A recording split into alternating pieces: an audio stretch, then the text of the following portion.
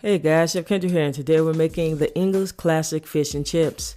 I like to have them with malt vinegar. I was first introduced to malt vinegar in a Windsor, Ontario racetrack when I was just a little kid and served along with a big platter of french fries. But that's another story for another time.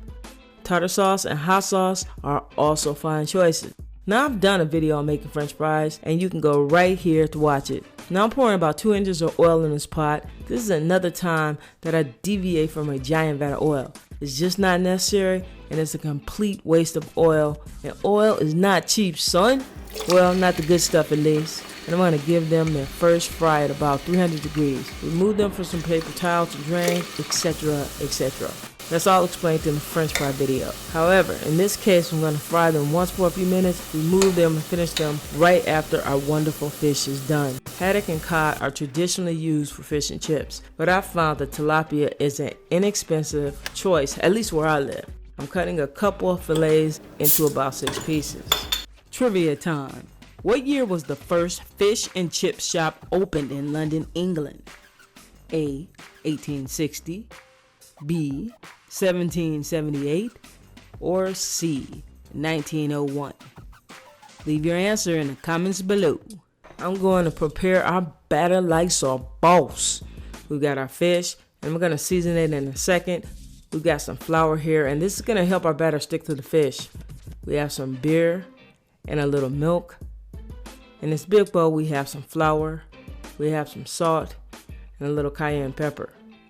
We're going to get this beer into our bowl, just like so. Now the milk goes in. Now I'm just going to whisk this up, guys. No braiding surgery involved. Once it's mixed, I'm going to set it aside and season the fish with some salt.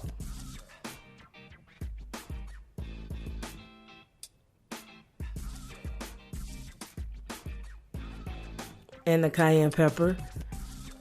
I'm going to mix the seasoning in with my hands. Remember the oil we blanched our fries in? I'm going to preheat that same oil to 350 degrees Fahrenheit. Our trusty fry station is in full effect. Our fish gets dipped in the thin coat of flour.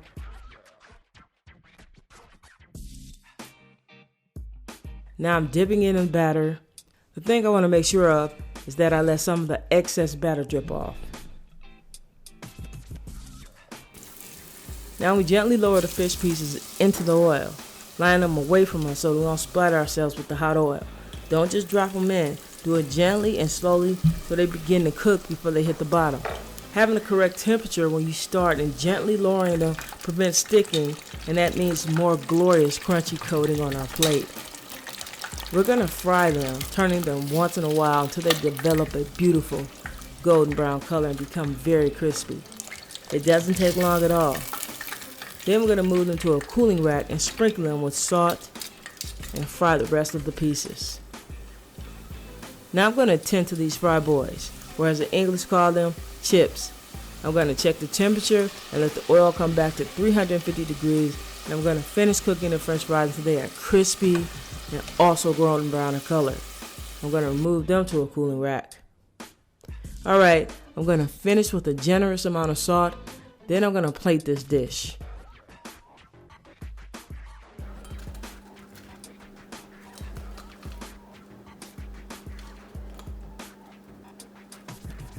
A little greenery and some fresh lemon, and that's all it is to it.